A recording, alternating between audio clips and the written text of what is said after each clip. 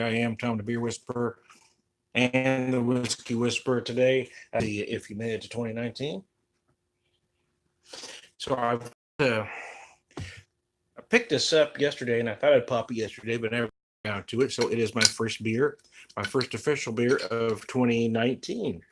Boulevard Plaid Habit Canadian Whiskey Barrel Aged Imperial Brown Ale. Limited release, 13.9%, 9 IBUs, not much in the IBU department. Gabriel, how are you, buddy? And I also poured me, I'm working through this. I was going to have some last night, but never did. My Bushmills 16, I'm getting near the end of it, as you can see. It probably needs to go. A single malt Irish whiskey aged 16 years, matured in 3 casks, aged in Oloroso sherry and bourbon cask, and then finished in port wine. So you got Oloroso sherry, bourbon, and port wine. And that port wine really adds a lot of dimension along with the sherry notes. Let me show it to you using my Bushmills glass. I've got a generous 2-ounce or double shot portion here. Oh, the nose is gorgeous. Yeah, you can really feel those port wine and sherry notes on the nose, though. The whiskey is very easy to drink anyway. Typically the 16. If it was just the bourbon cast, you would certainly feel some vanilla, probably some toffee and some oak, maybe a hint of spice. But here we've added the Oloroso sherry and the port wine, so now you've added more dimension. You've added some fruit notes, some more to the point, probably dark fruit notes. Almost candied fruit notes, almost like fruit cake-like notes to it. I'm going to set that down, let breathe a second, pick up this beer. I haven't before, so I am really looking forward to it with fresh taste buds. As I said, I haven't had a beer yet today.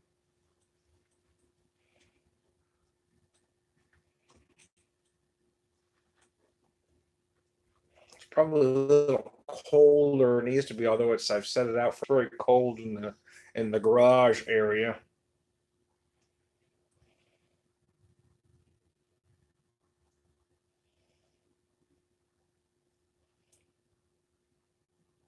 Certainly feel some whiskey barrel notes.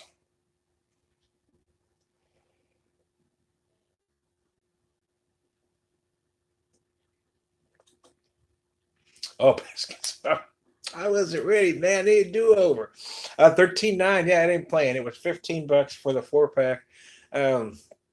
Yeah, you know what? By today's craft beer standards, that isn't very expensive for 13.9%. When you consider what some have paid for BCBS and its offspring, which are all overpriced in my opinion. But hey, beer geeks can't help it, man. They can't help themselves.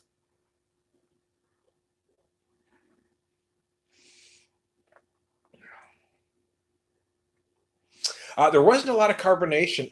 There isn't a lot of carbonation. I poured this rather aggressively into this snifter, and I got barely any head at all. And this, I mean, I just picked this thing up.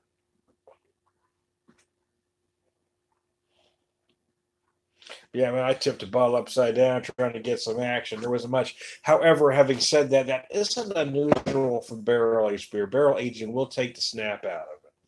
The upside is, well, you get those whiskey barrel flavors. So that's your trade-off.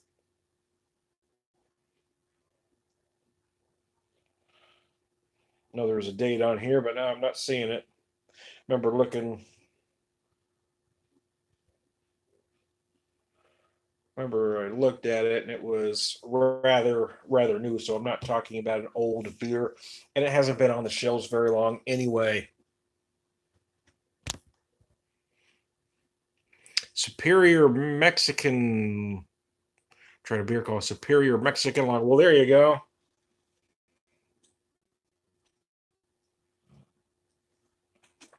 decided to start big.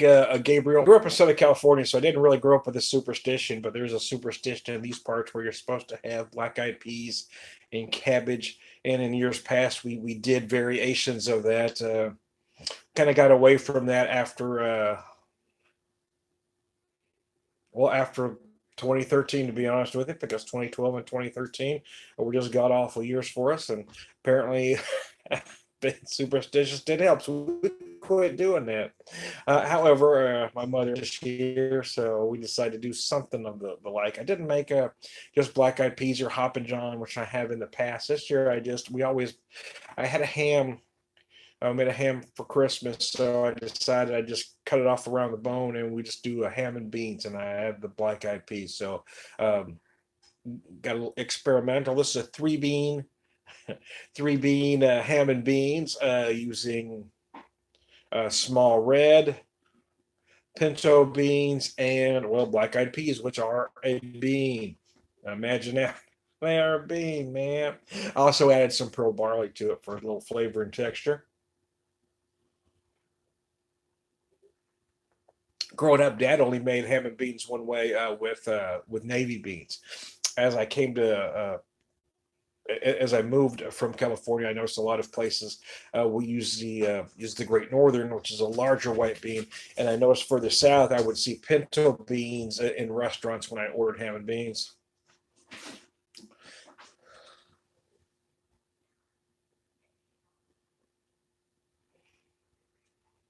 Moved to Phoenix, and yeah, I left California, and yeah, we had this conversation the other day. Didn't we? I left California in '87. Went back once in Garden Grove, Long Beach, kind of in the middle of all that in Southern California. It was a small town back then. I don't know if it's gotten any bigger. It was about 35,000, which is California small. So I left in '87, moved up to Washington State, came back once to help my parents move. Then I ended up moving to Missouri. I came to Kansas City, and then a couple of years after that, I found my way in Springfield, Mo. Met my wife and never left. This is beautiful. I got to tell you, I've been talking. I haven't gone into many notes about the beer. Let me do that real quick, though. Now that I've drank about half of the glass that I poured myself. Oh darn! Well, I've been having problems with the video, so I thought I'd try something different. So if you can't see me, what are you gonna do about it? The video quality is not good. I think that's my internet, to be honest with you. My internet here sucks. Are you having problems with the seeing the video or hearing the video?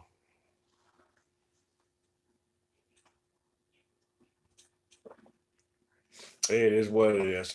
Anyway, let me focus back on the beer here for a second. I think probably seeing. Hmm. Yeah, my internet here blows.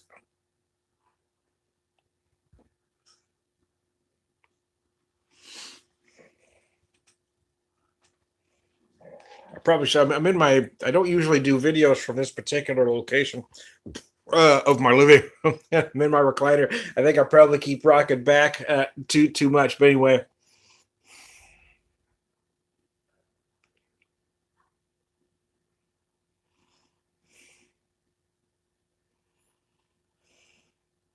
so now that I've drank a good portion of this and it has warmed up, early on I wasn't getting much aroma or the aromas that I was hoping for. So that's why I didn't really go into much of the nose early on. But now, yeah, you really feel a lot of those whiskey barrel notes. I get a lot of toffee for sure. There's certainly some vanilla.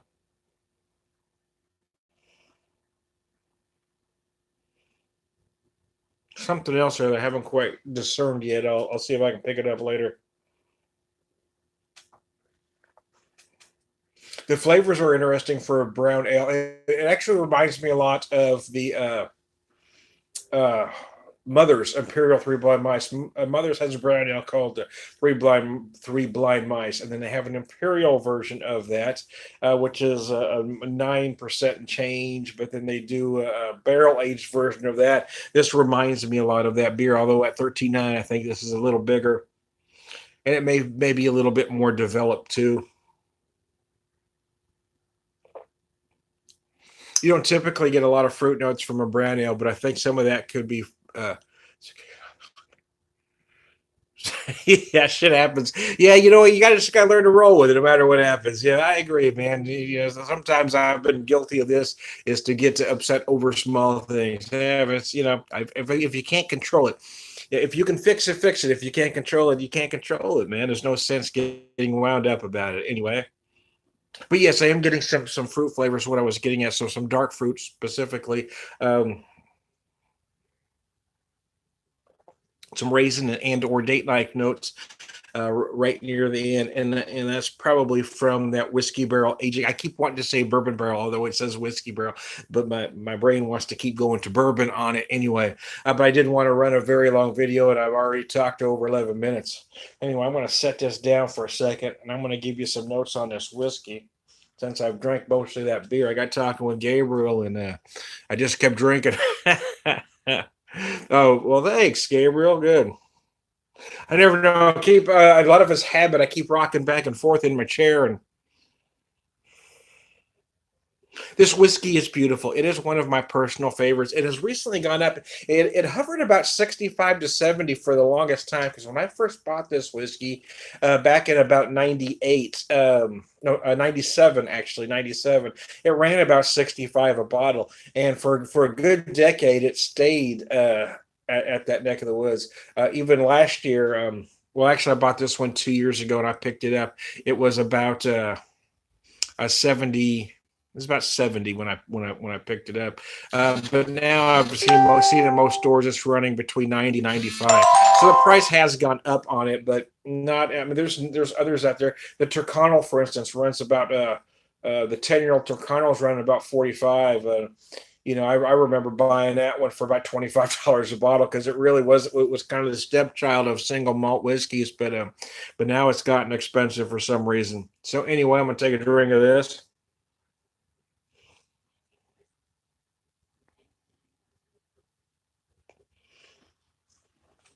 Oh, cheese biscuits, that's good. Yeah, typically once your bottle gets under half, I know everybody's got a different rule of thumb, but for me, once it starts getting under half is when you start seeing quality deteriorate. So you kind of want to move through it. And I've been drinking this one rather slow, to be honest with you. I don't feel I've lost anything in the quality of it. It still tastes amazing. Uh,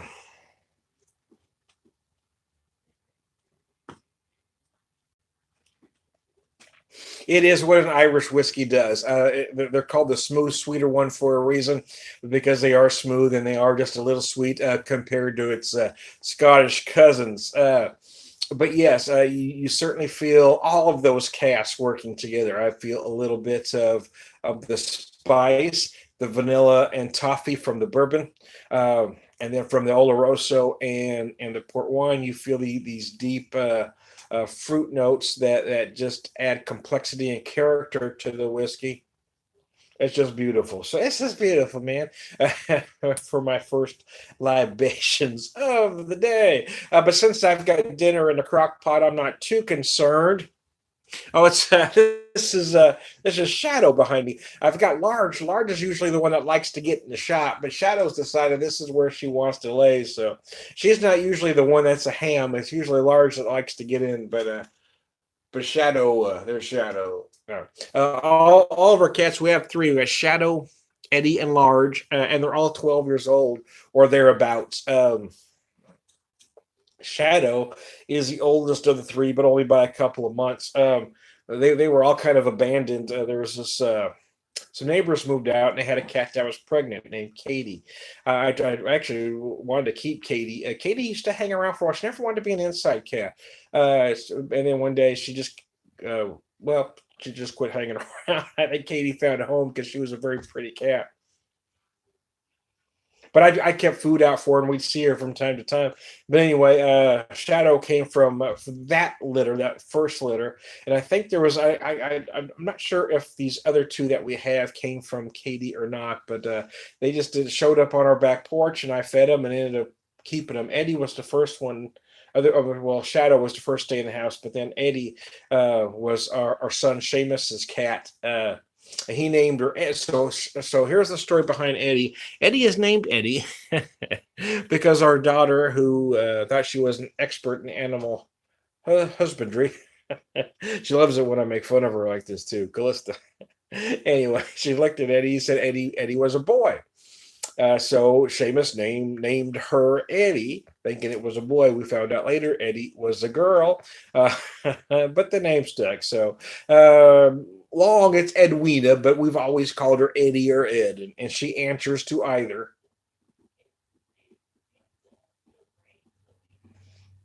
Mm. So let me set that down. Now that I've ran on about the whiskey, the beer, and my cats, and I've talked for a very long time, we're going to call this video a day. So there you go. I am Tony Beer / Whiskey Whisperer, beer evangelist, prolific beer drinker, Purveyor of Wisdom, and whiskey evangelist, prolific whiskey drinker, Purveyor of Wisdom, and all around good guy. Remember, folks, life is serious. Beer and whiskey shouldn't be. Hey, and happy 19 to everybody out there. The folks that still watch me, hey man, I appreciate the loyalty. And Gabriel, hey, thanks for hanging in there with me, buddy. Take it easy, man.